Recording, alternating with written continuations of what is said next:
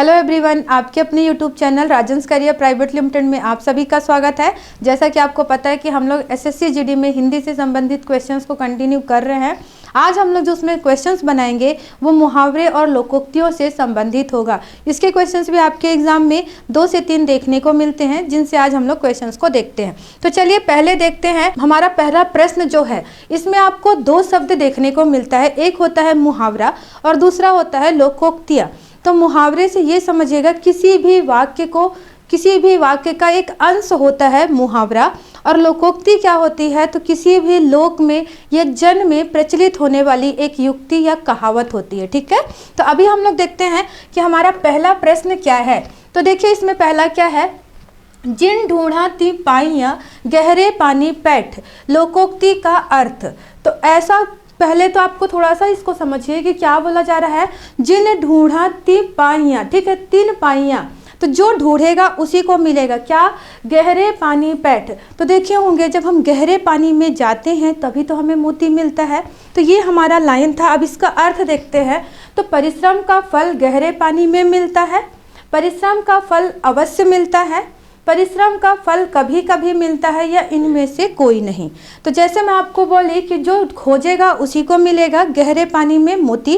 तो यहाँ पे भी क्या होगा, परिश्रम का फल अवश्य मिलता है। जो मेहनत करता है, जो परिश्रम करता है, उसको फल अवश्य मिलता है। ये चीज़ यहाँ पे कहने का मतलब है। ठीक है, तो शब्द में आपको यहीं पे खोजना होगा। इसके अर्थ को आप समझते हो तो बहुत हद तक आपको आंसर वहाँ पे मिल जाता है। चलिए नेक्स्ट देखते हैं। नेक्स्ट हमारा क्या है, तो धनी व्यक्ति का सब साथ देते हैं। ठीक है, धनी व्यक्ति का सब साथ देते हैं किस लोकोक्ति का अर्थ है। अगर आप लोग देखे होंगे तो सिंपल सी बात है, गरीब जो होता है उसकी कोई वैल्यू नहीं होती, उसको कोई इतना रिस्पेक्ट नहीं देगा, उसका साथ नहीं देता अगर किसी चीज़ को लेकर बोला जाए तो।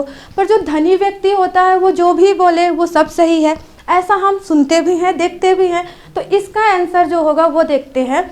ऊँट के मुँह में जीरा, जिसके पास लोई उसका सब कोई, एक अनार 100 बीमार, उपर्युक्त में से कोई नहीं। तो सीधी सी बात है, हमने बोला धनी व्यक्ति का सब साथ देते हैं, तो आंसर क्या हो जाएगा यहाँ पे, जिसके पास लोई, ठीक है, जिसके पास लोई उसका सब कोई, इसका मेन अर्थ होगा।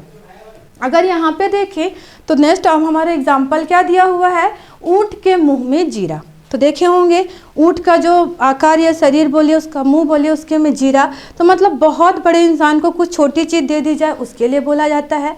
एक अनार 100 बीमार, अनार अगर एक है और बहुत सारे लोग बीमार हों तो कैसे उसको बांटेंगे। कहने का मतलब है कि अगर एक ही वस्तु है तो उसको आप बहुत सारे लोग के बीच में नहीं दे सकते। तो इसका आंसर थोड़ा सा ध्यान रखें। ठीक है, चलिए नेक्स्ट देखते हैं। ओछे की प्रीत बालू की भीत। ठीक है, ओछे की प्रीत और बालू की भीत, ये आपका दिया हुआ है, लोकोक्ति है, इसका अर्थ बताना है।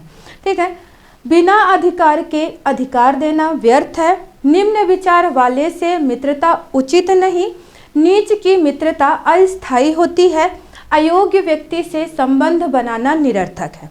अगर आपको शब्द का भाव समझ में आ गया तो यहाँ पे आंसर जरूर मिल जाएगा। शब्द के भाव में हम लोग देखें तो ओछे की प्रीत, ओछे की प्रीत मतलब घर के दरवाजे, घर के पीछे का प्रेम, और अगर बालू की भीत मतलब रेत की जो दीवार होती है उसका कोई ठिकाना नहीं है, उसकी कोई वैल्यू नहीं होती। ठीक है, जैसा मैं बोली ओछे की प्रीत, घर के पीछे का प्रेम, और बालू की भीत मतलब रेत की जो दीवार होगी उसकी कोई वैल्यू नहीं होगी। तो इसका आंसर भी क्या हो जाएगा हमारा, नीच की मित्रता अस्थायी होती है। ठीक है, तो ये इसका आंसर ध्यान से पढ़ेंगे, ओछे की प्रीत बालू की भीत, नीच की मित्रता अस्थायी होती है। चलिए नेक्स्ट देखते हैं। नेक्स्ट क्वेश्चन हमारा क्या दिया हुआ है, कहाँ राजा भोज कहाँ गंगू तेली। ठीक है, कहाँ राजा भोज और कहाँ गंगू तेली कहावत का अर्थ। ये बहुत ज़्यादा क्वेश्चन पूछता है और सबको लगभग इसके आंसर बन जाएंगे।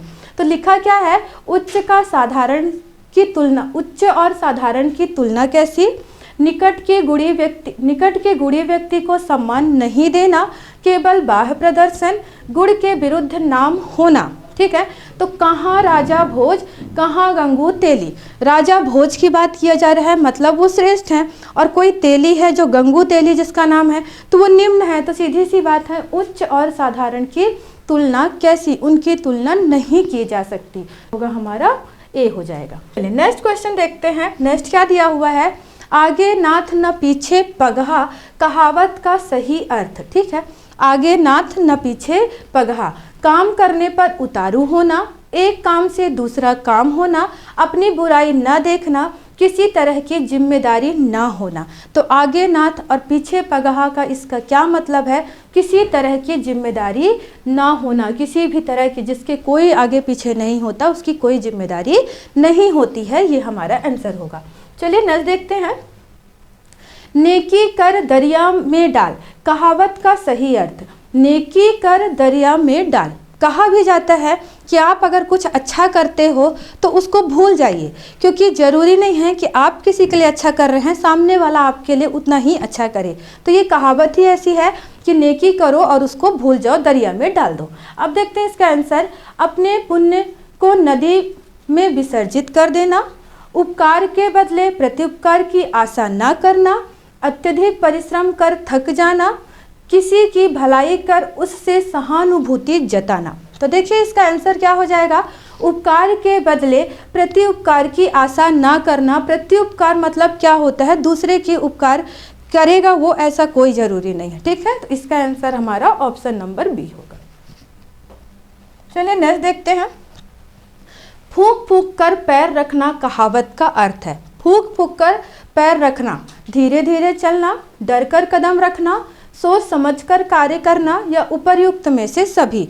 तो सीधी सी बात है, फूंक फूंक कर बोला जाता है, मतलब आप अपने आप को सोच समझकर कार्य करें। तो आंसर क्या होगा हमारा, ऑप्शन नंबर सी। चलिए नेक्स्ट देखते हैं। बांसो उछलना का अर्थ होता है, या बांसो उछलना मुहावरे का अर्थ क्या होगा। तो बांसो उछलना जो बोलते हैं, तो इसमें देखें, नीचे से ऊपर उठना, नीचे से ऊपर चढ़ना, बहुत खुशी होना, पागल होना, या उछल कूद करना। तो बांस का उछलना बोलें अगर हम लोग, या बांस को तभी उछाला जाता है जब बहुत खुश होना, यानी बहुत ज़्यादा खुशी होने पर हम इस मुहावरे का प्रयोग करते हैं। अत्यधिक प्रसन्न होना, बहुत ज़्यादा खुश होना, उस समय इसका प्रयोग किया जाता है। नेक्स्ट देखते हैं। का बरसा जब कृषि सुखाने, लोकोक्ति का अर्थ। वर्षा का क्या मतलब है, ऐसी बरसात का क्या मतलब है जब आपकी कृषि सूख चुकी है, ये कहने का मतलब है। ऑप्शन देखते हैं। कार्य करने का समय निश्चित करना, हमेशा कार्य करने का अवसर तलाशना, मौका मिलने पर कार्य करना, मौका बीत जाने पर कार्य करना व्यर्थ है। तो अभी मैं आपको बोली कि जब कृषि सूख गई है तो वर्षा की कोई कीमत नहीं है, वैसे ही जब समय बीत जाता है, मौका बीत जाता है, तो आपके कार्य का भी कोई मतलब नहीं होता। तो आंसर क्या होगा हमारा, ऑप्शन नंबर डी।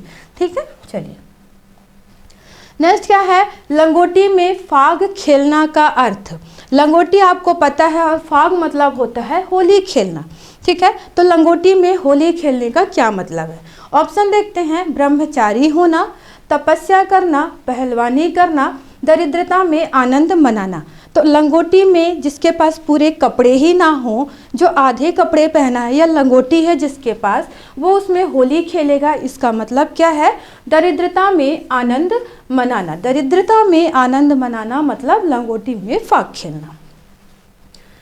नेक्स्ट अगर हम बोले आग में तेल छिड़कना, लोकोक्ति का सही अर्थ। आग जल रही है, उसमें तेल डालोगे तो वो बढ़ेगा ही, ये कहने का मतलब। तो क्रोधित होना, गुस्सा होना, क्रोध को और बढ़ाना, या आपस में लड़ना। तो आग में तेल डालने से आग बढ़ेगी, वैसे ही अगर क्रोध और है तो वो बढ़ेगा ही। तो इसका मतलब क्या है, आग पर तेल छिड़कना, क्रोध को और बढ़ाना। ये हमारा आंसर हो जाएगा ऑप्शन नंबर सी। नेक्स्ट अगर हम बोलें आँख सेकना का सही अर्थ क्या होगा। आँख सेकना, दुखित आँख का उपचार करना, दर्शन सुख लूटना, आँख के इशारे से प्रेम जताना, अनुचित कार्य करना। तो आँख सेकने का मतलब होता है दर्शन सुख लूटना। जैसे हम ज़्यादातर बोलते हैं कि भगवान के दर्शन से हमारी आँखें तृप्त हो गई, हमने अपनी आँख से की, तो ये क्या हो जाएगा, दर्शन सुख लूटना होगा। नेक्स्ट देखें। मैदान मारना मुहावरे का अर्थ क्या होगा? मैदान मारना, ठीक है, मैदान में मारना, प्रतियोगिता में जीतना, मैदान छोड़ना, मैदान में हारना। तो मैदान मारना का अर्थ होगा क्या? तो प्रतियोगिता में जीतना। जब प्रतियोगिता होती है उसको हम एक मैदान की तरह ही लेते हैं, सभी प्रतिभागी उसमें होंगे। तो जब आप प्रतियोगिता में जीत जाते हो तो उसे के लिए क्या कहा जाता है? तो मैदान मारना, ठीक है। नेक्स्ट हमारा क्या है? पौ बारह होना, ठीक है। पौ बारह होना मुहावरे का अर्थ क्या होगा? बहुत इंपॉर्टेंट है, थोड़ा कंफ्यूजिंग भी लग सकता है, इसलिए इसको ध्यान रखें। अंक गणित का विशेषज्ञ, अत्यधिक लाभ होना, आगे निकल जाना या इनमें से कोई नहीं। तो पौ बारह होने का मुख्य रूप से अर्थ क्या है? अत्यधिक लाभ होना। पौ मतलब ही होता है, पौ बारह का मतलब ही होता है बहुत ज़्यादा लाभ, ठीक है। तो अत्यधिक लाभ होना इसका आंसर हो जाएगा। नेक्स्ट देखें, एक मुंह दो बात का आशय, एक ही मुंह और दो बात का आशय क्या होगा? एक साथ दो लोगों से बात करना, बोलने में हकलाना, द्विअर्थी बात करना या फिर बात पर टिका ना रहना। तो एक मुंह दो बात करने का मतलब है कि बात पर टिके ना रहना, कभी इसके साथ कभी उसके साथ, कभी ये बात कभी वो बात, मतलब वो अपनी बातों में अपने विचारों में स्थिर ना होना, उसके लिए हम इस शब्द का प्रयोग करते हैं। नेक्स्ट देखते हैं, तलवार की धार पर चलना का अर्थ क्या है? तलवार आप लोग जानते हो कि तलवार कैसा होगा और उसके धार पर चलना। देखिए, तलवारबाजी करना, युद्ध के लिए तैयार होना, बहुत कठिन और खतरनाक काम करना, तलवार लेकर युद्ध के लिए जाना। तो तलवार की धार पर चलने का अर्थ क्या है? बहुत कठिन और खतरनाक काम करना, ठीक है, क्योंकि अगर आपको तलवार की धार लग जाए तो आप उससे बचेंगे क्या, इसीलिए इस कहावत को कहा गया है। नेक्स्ट देखते हैं, दांत काटी रोटी होना, दांत काटी रोटी होना का अर्थ दुश्मनी करना, सच्ची मित्रता होना, दांत से रोटी को काटना या विश्वासघात करना। तो दांत काटी रोटी होने का मतलब क्या है? सच्ची मित्रता होना। देखे होंगे जिनके साथ आपकी सच्ची मित्रता होती है आप उनके साथ हर चीज़ें शेयर कर लेते हो प्रायः। क्या दुश्मन होंगे जिनसे उनके साथ शेयर करेंगे क्या? एक ही रोटी को खा पाएंगे क्या? तो ये कभी आंसर नहीं होगा, ध्यान रखेंगे, सच्ची मित्रता होना। नेक्स्ट अगर हम देखें तो क्या है, अपना सोना खोटा होना का अर्थ क्या है? अपना सोना खोटा होना का अर्थ खरीदा हुआ सोना खोटा निकलना, अत्यधिक नुकसान होना, सोने से व्यापार में घाटा होना, अपने व्यक्ति या अपनी वस्तु में दोष होना। तो यहाँ पे देखिए, अपना सोना खोटा होना तो मतलब अपने ही व्यक्ति या वस्तु में दोष होना। जब अपने ही व्यक्ति या वस्तु में दोष होता है तो हम किसी और को दोष कैसे दे सकते हैं? वैसे ही जब हमारा ही सोना खराब है तो हम दुकानदार को जाके थोड़ी ना बोलेंगे कि सोने में ऐसा दिक्कत है, ठीक है। चलिए नेक्स्ट क्वेश्चन देखते हैं, खून सफ़ेद हो जाना मुहावरे का क्या अर्थ है? खून सफ़ेद होना, पहले भी आपको पता है, अगर खून बोलें या ब्लड बोलें या रक्त बोलें तो आपको पता है लाल कलर का होता है, और यहाँ पे सीधा मुहावरे क्या बोलता है? सफ़ेद होना। तो इसका आंसर देखते हैं, दया भाव का ना रहना, मरने के करीब होना, रक्त की कमी हो जाना, खून का रिश्ता ना होना। तो खून सफ़ेद होने का मतलब क्या है? दया भाव का ना रहना, जिसको ऐसा इसलिए कहावत है क्योंकि खून का कलर हमेशा लाल होगा और सफ़ेद होने बोल रहा है मतलब उसमें कोई भी दया भावना किसी के प्रति ना हो, ठीक है। लास्ट हम देखते हैं, गुलर का फूल होना, ठीक है, मुहावरे का सही अर्थ क्या है? गुलर का फूल होना, बहुत दिनों बाद दिखाई देना, लापता होना, क्रोधित होना और प्रसन्न होना। गुलर का फूल आप देखे होंगे बहुत दुर्लभ है, वैसे आपको दिखाई नहीं देता, इसे एक दिव्य फूल के रूप में भी कई बार बोल दिया जाता है। तो ये फूल बहुत दिन बाद दिखाई देता है, तो इसका जो अर्थ होगा वो क्या होगा? बहुत दिनों बाद दिखाई देना। ये आपके मुहावरे और लोकोक्तियों से संबंधित 20 क्वेश्चंस थे, 20 क्वेश्चंस थे। आप लोग इसको खुद से बनाने की कोशिश करिएगा और बताइएगा कि आपके कितने आंसर सही हो रहे हैं, आप लोग कितना खुद से बना पा रहे हो, ठीक है। अगर वीडियो अच्छा लगता है तो वीडियो लाइक कर दें, शेयर करें, कमेंट करें, चैनल को सब्सक्राइब करना ना भूलें। किसी प्रकार का और कोई डाउट है तो आप पूछ सकते हो। आज के लिए इतना ही, मिलते हैं हम अपने नेक्स्ट वीडियो में। धन्यवाद।